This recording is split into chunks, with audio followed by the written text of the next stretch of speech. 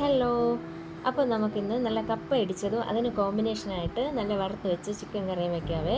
അതിനാദ്യം 3 കപ്പ എടുത്ത് തോല് കളഞ്ഞ് നല്ല നൈസായിട്ട് വട്ടത്തിൽ അരിഞ്ഞെടുത്ത് കുറച്ച് വെള്ളവും ഉപ്പും ഒഴിച്ച് അടുപ്പത്ത് വേഗം വയ്ക്കണം. കപ്പ വേകുന്ന സമയത്തിനുള്ളിൽ 1 കപ്പ് തേങ്ങ, വെളുത്തുള്ളി, ജീരകം, മഞ്ഞൾപ്പൊടി, 1 തണ്ട് കറിവേപ്പില എന്നിവ പേസ്റ്റാക്കി എടുക്കണം. അപ്പോഴേക്കും നമ്മുടെ കപ്പ വെന്ത് പാകമായിരിക്കും. കപ്പ വെള്ളം തോർത്തിയെടുത്ത് അതിലേക്ക് തയ്യാറാക്കി വെച്ചിരിക്കുന്ന പേസ്റ്റ് ചേർത്ത് ഒരല്പം പുളി വെള്ളവും ചേർത്ത് അടുപ്പത്ത് വെച്ച് ഒരു 5 മിനിറ്റ് വേവിച്ച് നന്നായി ഇടിച്ചെടുത്താൽ നമ്മുടെ കപ്പ റെഡിയായി. ഇതിന് കോമ്പിനേഷനായി അടുത്ത് ചിക്കൻ കറി റെഡിയാക്കാം. അതിനാദ്യം കുറച്ച് ചിക്കൻ വൃത്തിയാക്കി മാറ്റി വയ്ക്കാം.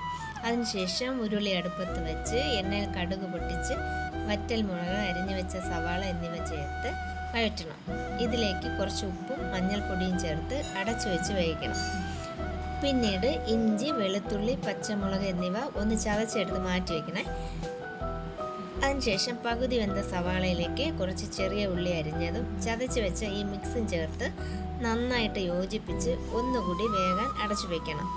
ഒരു 10 മിനിറ്റ് ഇത് വേവിച്ച ശേഷം തക്കാളി ചേർത്ത് നന്നായിട്ട് വഴറ്റി അതിലേക്ക് ചിക്കൻ ഇട്ട് ഒരു 15 മിനിറ്റ് വേവിക്കണം.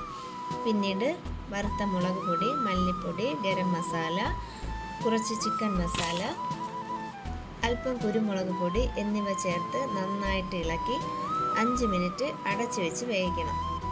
പിന്നീട് മല്ലിയിലയും കറിവേപ്പിലയും ചേർത്തെടുത്താൽ നമ്മുടെ ചിക്കൻ കറി റെഡിയായി.